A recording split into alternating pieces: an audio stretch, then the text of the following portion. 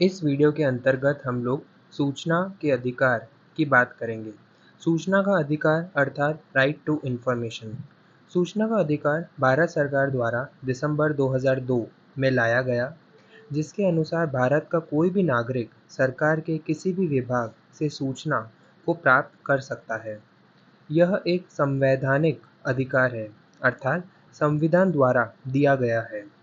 सरकार ने इसे प्रशासन तथा कार्यपालिका के कार्यों में पारदर्शिता अर्थात ट्रांसपेरेंसी लाने के लिए लागू किया। अर्थात आप जाकर और किसी भी सरकारी संस्थान से प्रश्न उठा सकते हैं कि उनके काम के अंदर कितनी पारदर्शिता है। यह कानून देश के अनेक गैर सरकारी संगठनों के वर्षों के संघर्ष का ही फलस्वरूप है। भारत के स्वतंत्र होने के पूर्व ही सभी गैर सरकारी संगठनों में पारदर्शिता का मुद्दा उठा था। वे सरकार और उसके सभी विभागों में पारदर्शिता लाना चाहते थे। यानी जितने भी गैर सरकारी संगठन थे, उन सभी में पारदर्शिता का मुद्दा उठा और उस समय यानी भारत के स्वतंत्र होने से पूर्व ही इस विषय पे चर्चा होने लगी और उनके निरंतर संघर्ष के कारण आज हमें सूचना का अधिकार प्राप्त है। 1990 से ही राजनीतिक दलों ने भी इस दिशा में पहल की थी तथा अपने चुनाव पत्रों में या फिर घोषणा पत्रों में सूचना के अधिकार को कानून बनाने का वायदा किया। सूचना के अधिकारों में किसी लोक प्राधिकारी के हस्ताक्षर तथा उसके टिप्पण कार्य के रिकॉर्ड को भी प्राप्त करना शामिल है। अर्थात किसी भी लोक प्राधिकारी यानी लोक अधिकारी जो जनहित के लिए काम करता हो, उसके हस्ताक्षर तथा उसके टिप्पण का रिकॉर्ड या उसकी टिप्पणी का रिकॉर्ड प्राप्त करना भी सूचना के अधिकारों में शामिल है। सूचना का अधिकार, यह अधिकार नागरिकों को राज्य या केंद्र सरकार अर्थात राज्य सरकार या केंद्र सरकार के अंतर्गत आने वाली सभी संस्थानों से सूचना प्राप्त करने का अधिकार दिलवाता है। सूचना किसी भी फॉर्मेट में मांगी जा सकती है, जैसे सूचना दस्तावेज़ों के रूप में मांगी जा सकती है, रिकॉर्ड के रूप में मांगी जा सकती है या ईमेल के रूप में मांगी जा सकती है इत्यादि। सूचना प्राप्त करने के लिए एक लिखित आवेदन को संबंधित लोक सूचना अधिकारी यानी पब्लिक इंफॉर्मेशन ऑफिसर के पास पहुंचाना अति आवश्यक होता है। उसके बिना हमें सूचना प्राप्त नहीं हो सकती है। फीस की बात करें तो आवेदन करने के लिए मामूली फ़ीस 10 रुपये निर्धारित होती है। बीपीएल वाले लोगों के लिए कोई शुल्क नहीं लगता है। पीआईओ अर्थात पब्लिक इंफॉर्मेशन ऑफिसर को आवेदन प्राप्त होने के 30 दिनों के भीतर ही सूचना प्रदान करनी होती है। अगर सूचना किसी तीसरे पक्ष से संबंधित है तो 40 दिनों के भीतर सूचना प्रदान करनी होती है। परंतु मिनिस्ट्री ऑफ डिफेंस अर्थात रक्षा मंत्रालय से सूचना प्राप्त करने का किसी भी नागरिक को अधिकार नहीं है। यदि आवेदक को समय पर या संतोषजनक रूप से सूचना नहीं मिलती है, तो वह पहले अपीलीय अधिकारी के पास अपनी शिकायत या अपील कर सकता है। यदि समस्या अभी भी हल ना हो, तो दूसरी अपील केंद्रीय सूचना आयोग या राज्य सूचना आयोग के पास की जाती है। अब हम बात करेंगे कार्यालय पत्र लेखन के बारे में। हम लोगों ने पिछली वीडियो के अंदर कार्यालय पत्र के बारे में पढ़ा था। इस वीडियो के अंतर्गत हम लोग कार्यालय पत्र के लेखन की प्रक्रिया को समझेंगे।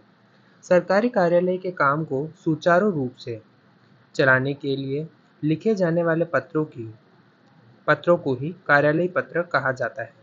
इनका प्रयोग किसी सरकारी कार्यालय के प्रशासनिक कामकाज के दौरान किया जाता है।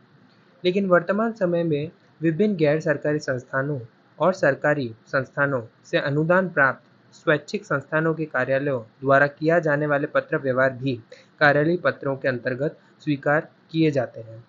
अर्थात जितने भी सरकारी कार्यालय एवं गैर सरकारी कार्यालय हैं, उनके बीच होने वाले पत्रों का आदान प्रदान भी कार्यालय पत्रों में गिना जाता है। कार्यालय संबंधी कार्यों को निपटाने के लिए लिखे जाने वाले जितने भी पत्र हैं, उन्हें भी हम कार्यालय पत्र कहते हैं। सरकारी, राजकीय, प्रशासनिक कामकाज को सुचारू रूप से चलाने के लिए कार्यालय पत्रों को इस्तेमाल किया जाता है। अब बात करते हैं कि कार्यालय पत्र या कार्यालय पत्राचार एवं सामान्य पत्राचार में क्या अंतर है। सबसे पहले बात करते हैं औपचारिकता। औपचारिकता अर्थात फॉर्मेलिटी। कार्यालय पत्र पूर्णतया औपचारिक होते हैं, जबकि सामान्य पत्र अनौपचारिक होते हैं। निश्चित प्रक्रिया यानी एक फिक्स्ड प्रोसीजर। कार्यालय पत्रों के लेखन के लिए एक निश्चित प्रक्रिया होती है, जबकि सामान्य पत्रों के लिए एक निश्चित प्रक्रिया करने की आवश्यकता नहीं होती है। इसका अर्थ हुआ कि एक फिक्स्ड फॉर्मेट जिसे हम कहते हैं, उसकी आवश्यकता कार्यालय पत्रों में पड़ती है। हमें उस प्रक्रिया को या उस प्रक्रिया का पालन करते हुए ही हम पत्र लिख सकते हैं, कार्यालय पत्र।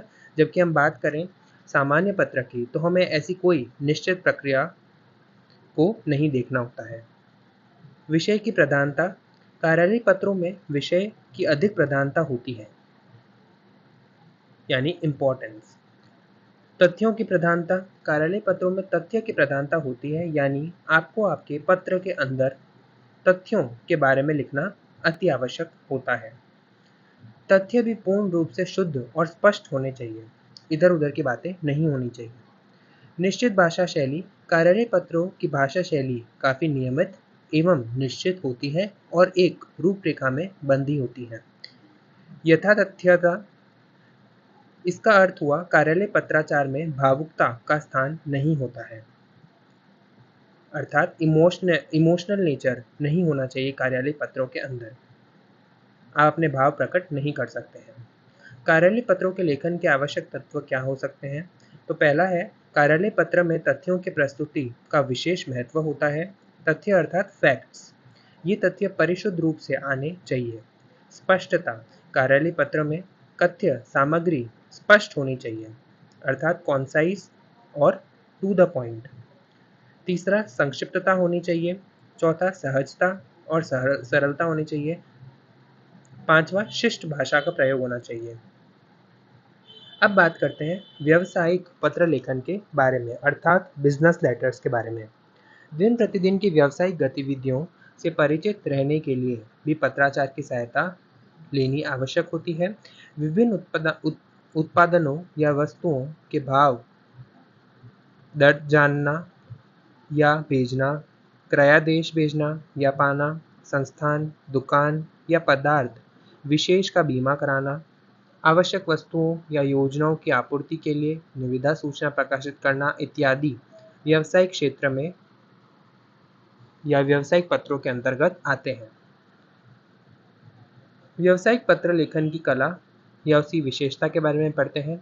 सबसे पहली बात, जितने भी व्यावसायिक पत्र होते हैं वे स्पष्ट होते हैं, अर्थात आप पत्र द्वारा जो कहना या जानना चाहते हैं उसका अभिप्राय भली भांति स्पष्ट होना चाहिए।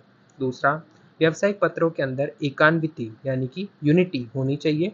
व्यावसायिक पत्र में विषय वस्तु की एकान्विति आवश्यक है, अर्थात जितनी भी सामग्री जो आपने मंगवाई है उन्हें एकाग्रित करके लिखना आवश्यक होता है।